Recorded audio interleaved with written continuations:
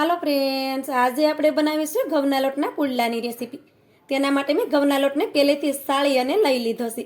તમારે જેટલા પુડલા બનાવવા હોય તે પ્રમાણે તમારે લોટને સાળી અને લઈ લેવાનો. હવે તેમાં આપણે ખાંડ નાખીશું. તો મેં અહીં 6 થી 7 ચમચી જેટલી ખાંડ લીધી છે. તમને પુડલા જેટલા ગળ્યા પસંદ હોય એ પ્રમાણે તમે ખાંડ લઈ શકો, અથવા તો તમે ગોળમાં પણ આ પુડલાને બનાવી શકો છો. હવે તેમાં આપણે થોડું થોડું પાણી નાખતા જઈએ અને બધી વસ્તુને મિક્સ કરતા જઈએ. તો લોટમાં કોઈ પણ ગાંઠા ન પડે તે રીતે લોટને આપણે મિક્સ કરશું. મેં અહીં ઠંડુ જ પાણી લીધું છે, ગરમ પાણીનો ઉપયોગ નથી કર્યો. તો પણ આ પુડલા છે તે એકદમ પરફેક્ટ જ બને છે. ઘણા બધા લોકો એવા હોય છે કે વ્રતમાં ગોળ નથી ખાતા, તો તેના માટે આ રેસીપી છે તે એકદમ ઉપયોગી છે. જે વ્રતમાં ગોળ ન ખાતા હોય તે આ રીતે ખાંડમાં પુડલા બનાવી અને ખાઈ શકે છે. આ પુડલા પણ એટલા ટેસ્ટી લાગે છે. તો આ રીતે પાણી નાખતા જઈએ અને બેટરને આપણે મિક્સ કરીશું. તો આ રીતે આપણે થોડું થોડું પાણી નાખતા ગયા છે અને બેટર બનાવી અને રેડી કરી લીધું છે. હવે હું તમને બેટરને દેખાડું. તો આ રીતે બેટરને તમે જોઈ શકો છો.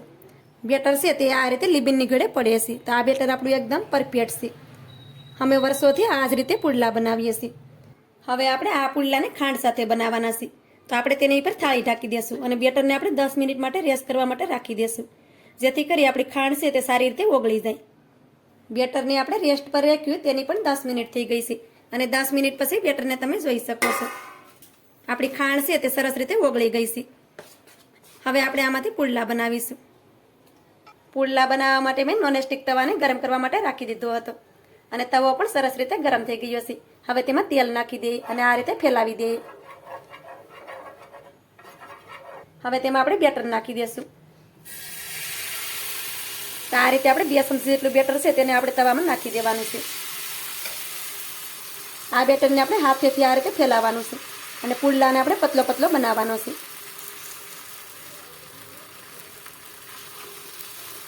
તો આ રીતે હાથેથી આપણે ગોળ ગોળ તેને ફેરવતા જવાનું અને પુડલાને બનાવી લેવાનું.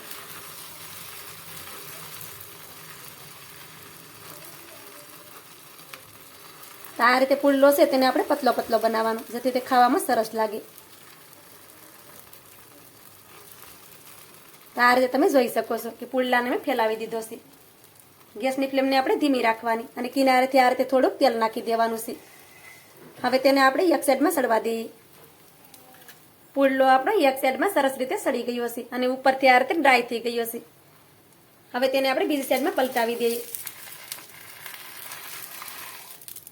તો આ રીતે આપણે પુડલાને બીજી સાઈડમાં પલટાવી દીધો છે.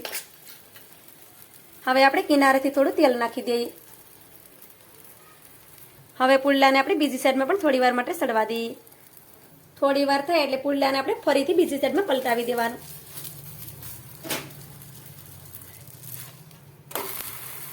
આ રીતે પુડલાને બંને સાઈડમાં ફેરવતા જવાનું અને પુડલો સરસ રીતે સડી જાય ત્યાં સુધી તેને સડવા દેવાનો છે. આપણે પુડલાને આપણે ધીમા ગેસ ઉપર જ બંને સાઈડમાં ફેરવતા ગયા છે અને પુડલો આપણો થોડોક આ રીતે ક્રિસ્પી થયો ત્યાં સુધી આપણે તેને સડવા દીધો છે અને પુડલાનો સરસ એવો કલર આવી ગયો છે. તમે જોઈ શકો છો કે આપણો પુડલો પણ એકદમ પતલો બન્યો છે. હવે તેને કાઢી લઈએ. હવે આપણે આ જ રીતે બીજા પુડલાને પણ બનાવી અને રેડી કરી લઈએ. હવે હું આ જ રીતે બીજા પુડલાને પણ બનાવી અને તમને દેખાડું, જેથી કરી તમારે પુડલા બનાવવા હોય તો તમે પણ તેને આસાનીથી બનાવી શકો. તો આ રીતે થોડું તેલ નાખી દેવાનું તવામાંથી અને તેલને આપણે ફેલાવી દેવાનું છે. પછી તેમાં આપણે બેટર નાખી દઈશું. તો જે સાઈઝના તમારે પુડલા બનાવવાના હોય તે પ્રમાણે તમારે બેટર નાખી દેવાનું.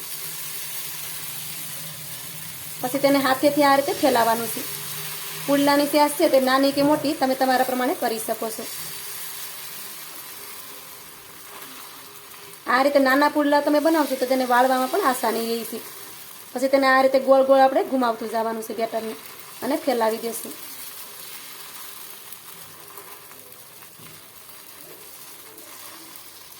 તો આવી રીતે આપણે બેટરને પતલું પતલું ફેલાવવાનું. ગેસની ફ્લેમને ધીમી રાખવાની, જેથી કરી આપણો હાથ પણ ધગે નહીં અને આપણે આસાનીથી પુડલાને ફેલાવી શકીએ. આ રીતે તમે જોઈ શકો છો કે પુડલાને મેં ફરીથી બીજી વાર પણ ફેલાવી દીધો છે. હવે આપણે કિનારેથી થોડું તેલ નાખી દઈશું.